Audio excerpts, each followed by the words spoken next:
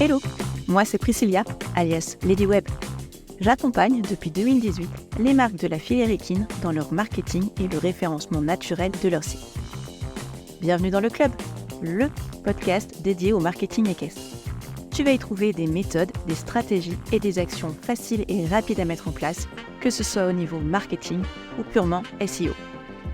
Au programme, des sessions solo où je te partage mes meilleurs conseils, mais aussi des interviews exclusives d'entrepreneurs de la filière équine et d'experts reconnus du secteur.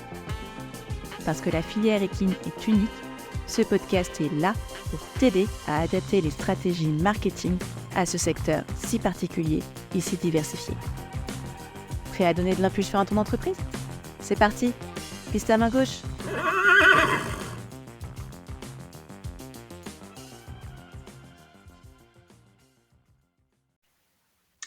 Hello, ravie de te retrouver pour ce nouvel épisode solo du club. Et aujourd'hui, on va parler d'un sujet un petit peu technique concernant le SEO. Mais tu vas voir, je vais te parler de tout ça très clairement pour que ça soit fluide pour toi et que tu puisses derrière passer à l'action. Et si je te pose la question, est-ce que tu veux encore exister sur Google dans 6 mois ? Je pense que la question, elle est vite répondue, comme on dit. Tu vas me dire, bah oui, évidemment. Eh bien, il va falloir faire plus que créer du contenu et des articles de blog. Donc aujourd'hui, on va parler d'un sujet qui devient central dans une stratégie SEO, c'est l'EEAT. Pas de panique si tu ne connais pas cet acronyme, on va en parler, je vais tout expliquer. Tu vas voir que c'est finalement justement beaucoup plus, ça va plus loin que juste avoir un blog et faire des articles sur son site internet. Donc pourquoi l'EEAT, ça revient sur le devant de la scène ? Alors effectivement, ça revient parce que c'est un acronyme, c'est un terme qui existe depuis 2018, qui revient en force ces derniers mois. En fait, Google, comme d'autres moteurs de recherche, il a besoin d'informations, il a besoin de contenu, mais il a aussi besoin de sources fiables pour proposer des résultats lors des recherches. Google déploie de plus en plus son IA dans les résultats. Tu en as peut-être entendu parler, c'est ce qu'on appelle la Search Generative Experience. Ça arrive bientôt en France. En clair, Google va résumer les informations à ta place. Il va aller chercher des informations sur les différents sites et il va te proposer une réponse directement. Et en fait, si tu n'es pas dans les sources de confiance, tu disparais de ces résumés. C'est là que l'EEAT entre en jeu. EEAT, ça veut dire expérience, expertise, authoritativeness, en français autorité, et trust, en français confiance. Ce sont 4 critères que Google utilise pour savoir si ton contenu mérite d'être montré. Et ces critères ne dépendent pas que de ton site. Les critères EEAT de Google sont donc apparus il y a quelques années, comme je te le disais. Ils ont pris une importance considérable ces derniers mois. En fait, à la base, c'est un système d'évaluation de contenu, en particulier pour les pages Your Money, Your Life, donc YMYL. En fait, c'est tous les sites qui parlent de santé, d'argent, etc. Ça permet de lutter contre la diffusion d'informations de mauvaise qualité et contre la fraude. Et en fait, la mise à jour des algorithmes de Google a peu à peu obligé de nombreux sites à prendre en compte ces critères pour rester compétitifs et visibles.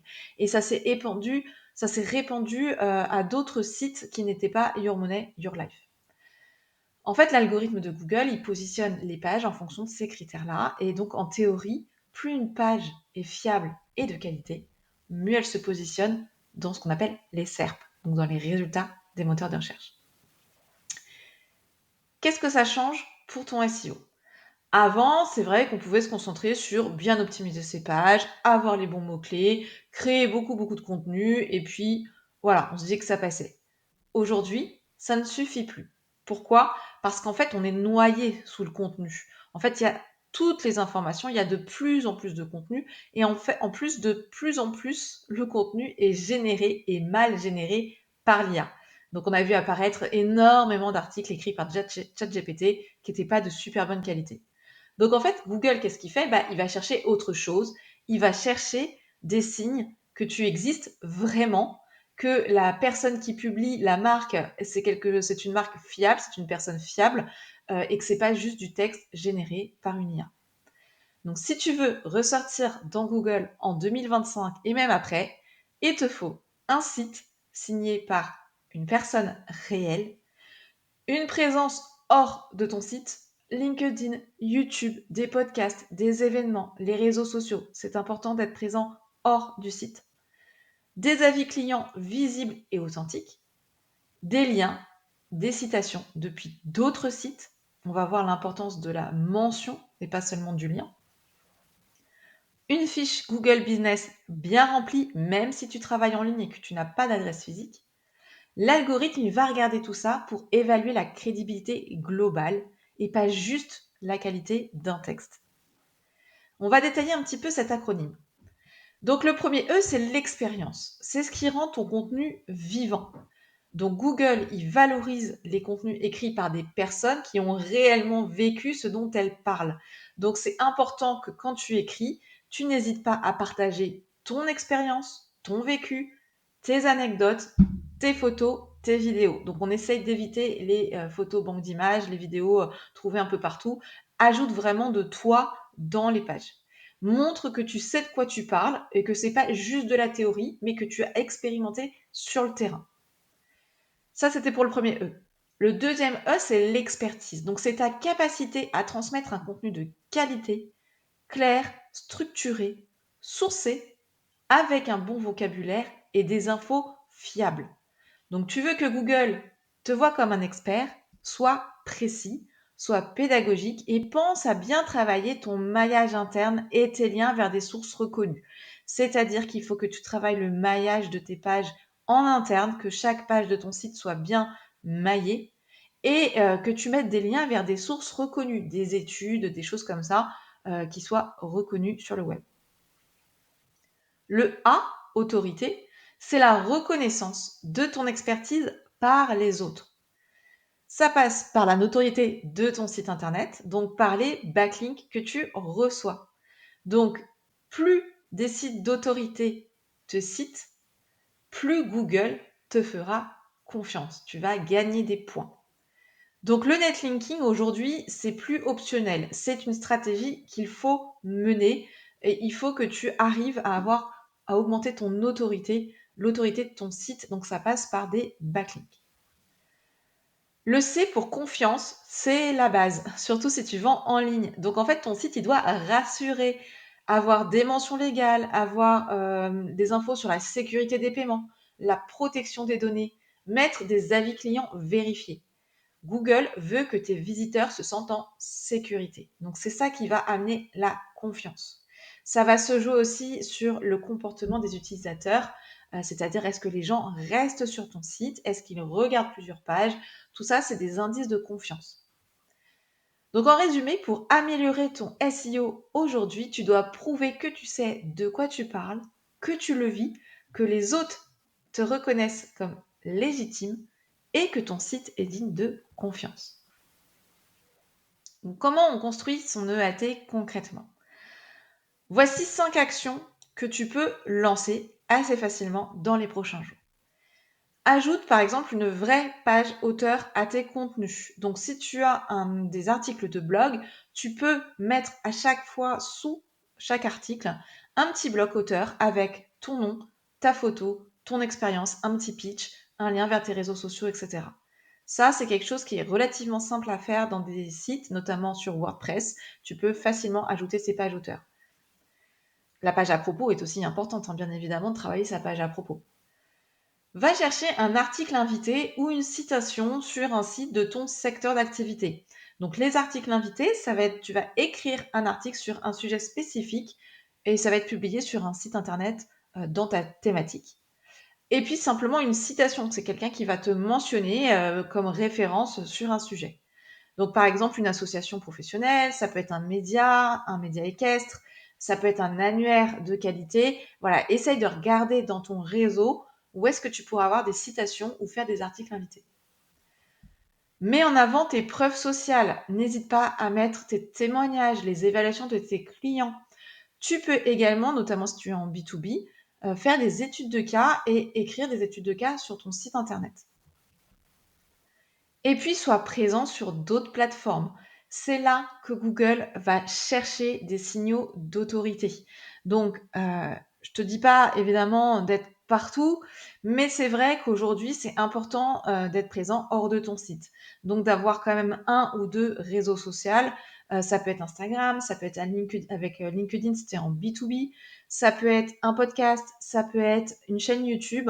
Mais c'est important en fait que tu sois présent ailleurs, que tu existes ailleurs pour que finalement on retrouve les mêmes infos partout où que tu sois, qu'on retrouve ton pitch, ta présentation, ta photo un petit peu partout. Et en fait, ça va venir quand même redonner de la confiance et ça va aussi être un signal d'autorité. Donc, on se fait violence, on essaye de retourner sur des plateformes hors de son site pour que ce soit cohérent et que ce soit intéressant. Et puis réactive ta fiche Google Business, ça c'est ce que je te disais.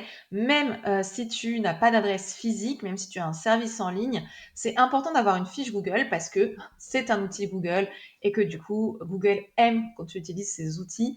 Donc, même pour un service en ligne, ça va booster ta crédibilité d'avoir cette fiche, d'avoir des informations, des horaires, des posts, tes services, tes produits, etc. Donc voilà un petit peu les actions que tu peux faire assez facilement et assez rapidement pour booster un petit peu ton EEAT.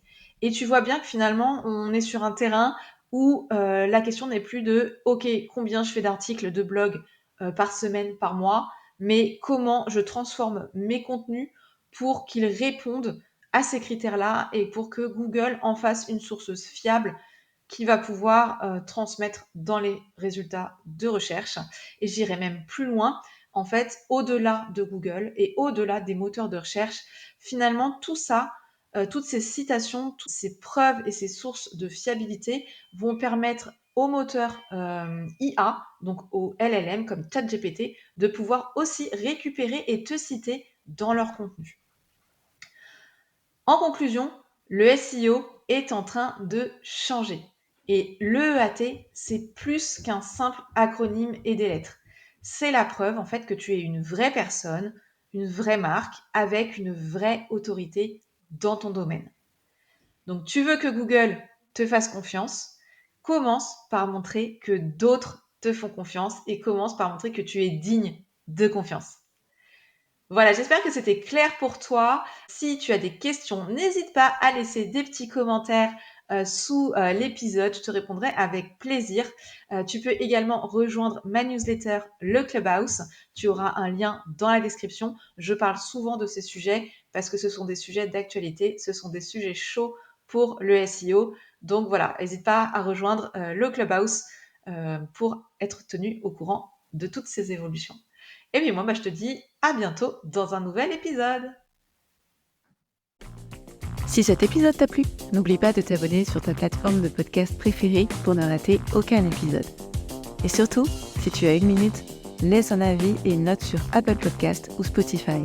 C'est le meilleur moyen de soutenir le podcast et de le faire connaître. Merci encore de ton écoute et de ton soutien. On se retrouve bientôt pour un nouvel épisode.